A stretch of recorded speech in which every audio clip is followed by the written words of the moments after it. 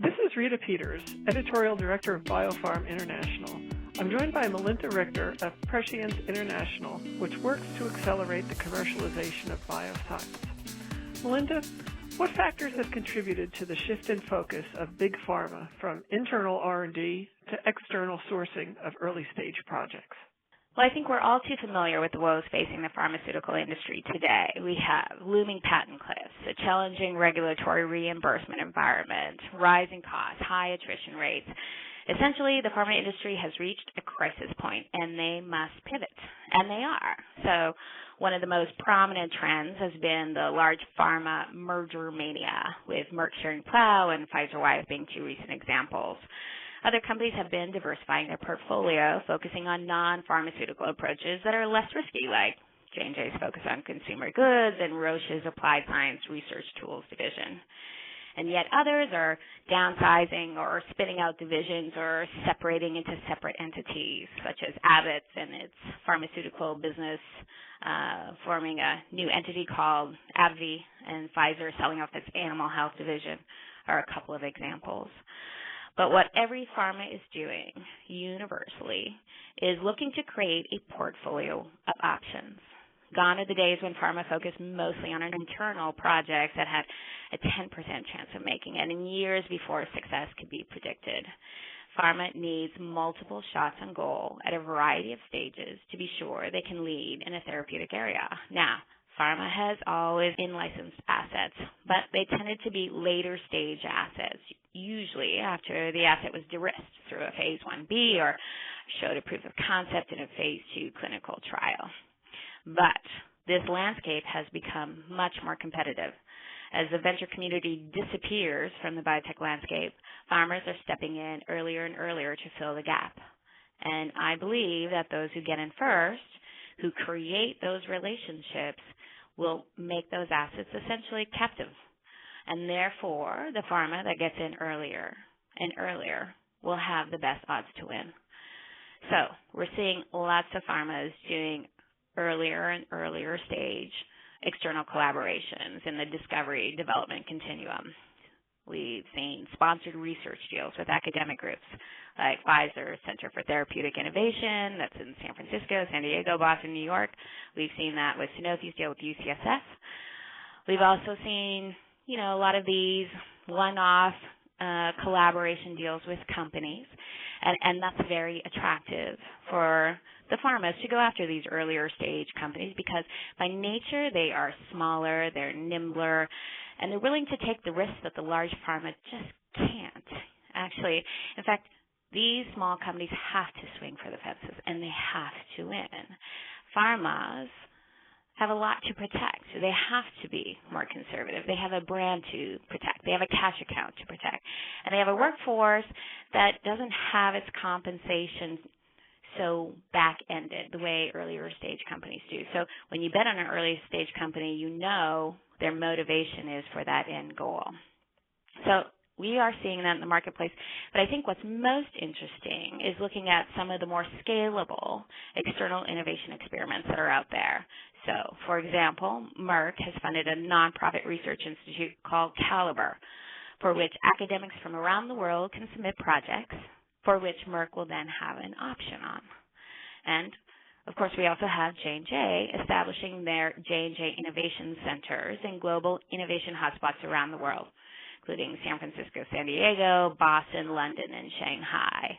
These localized teams of science leads and transaction folks who will work together with the local academic community, with startups, with the venture groups, and they will deploy a variety of creative collaborations with flexible deal structures.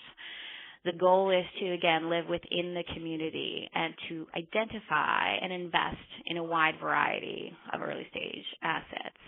So the take-home message here is this. Pharma needs to collect a portfolio of external options that will give them the highest probability of commercializing assets to reach the patient. It is quite simply a numbers game. And whereas pharma was able to wait for de-risked assets in the past, today's environment means that many of the later stage assets will already have been claimed by early entrants. So they need to get in early and they need to get in often. But they also have to be able to attract the winners, and they need to be able to win those assets over early on. So to do that, I think pharma needs to localize to become, as J&J is doing, an integral part of the biotech community. They have to be there and provide true value to those early-stage scientists, researchers, and companies. But they also need to turn themselves inside out. I think the days are gone when pharma says, you should be lucky to be talking to me. The pharmas will need to see those early-stage assets as their clients. And the pharma that provides the best service and the best value to this community will be the one that wins. Well, to follow up with that, what is Janssen Labs and how will it facilitate access to early-stage programs? Well, Janssen Labs is another experiment to get into the biotech community early on. Janssen Labs is a research center created by J&J in its West Coast campus in San Diego, specifically for emerging healthcare companies. The goal is to give these early-stage companies that big company advantage. So my company has partnered with J&J to do Janssen Labs, and the goal is to give them a flexible, capital-efficient environment. Here, companies can focus on progressing their research rather than setting up and managing day-to-day operations. Essentially, we provide an environment with core research areas, capital equipment, and specialized operations, which would normally cost companies hundreds of thousands of dollars and take at least a year before they could turn the lights on. Now, this model is not a strings-attached model. There is no obligation of the company to partner with J&J, no first right of refusal, no equity stake.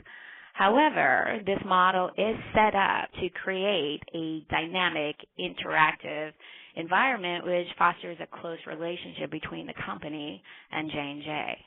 And this essentially makes J&J the partner of choice when it comes to deal time. So this was recently exemplified through J&J's first deal with a Janssen Labs company called Wellsprings Biosciences, which is the former IntelliKine management team. Wellsprings joined Janssen Labs in the summer of 2012, and by February 2013, Wellspring announced a partnering deal between its affiliate company, Raxis Pharma, and J&J to develop a first-in-class therapeutic for the treatment of cancer.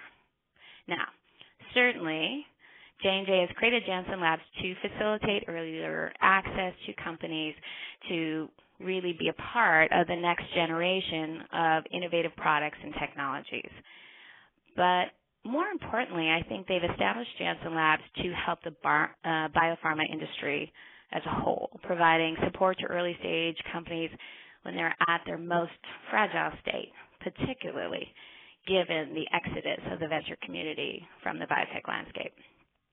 In that regard, I think Janssen Labs is part of this larger goal, this larger movement that J&J has to move within the biotech community, to become a part of it, to support it, and to be able to provide flexible opportunities for these companies to be able to reach the patient. And that is their J&J Innovation Center approach, which are located in the global hotspots around the world. Well, thank you for that. This topic will be explored in detail during the session. And now for something completely different, how will pharma access external early-stage innovation? At the 2013 Bio International Convention, Melinda will be a panelist during this session, which will be held Tuesday, April 23rd from 9 to 10:15 a.m. Thank you for joining us.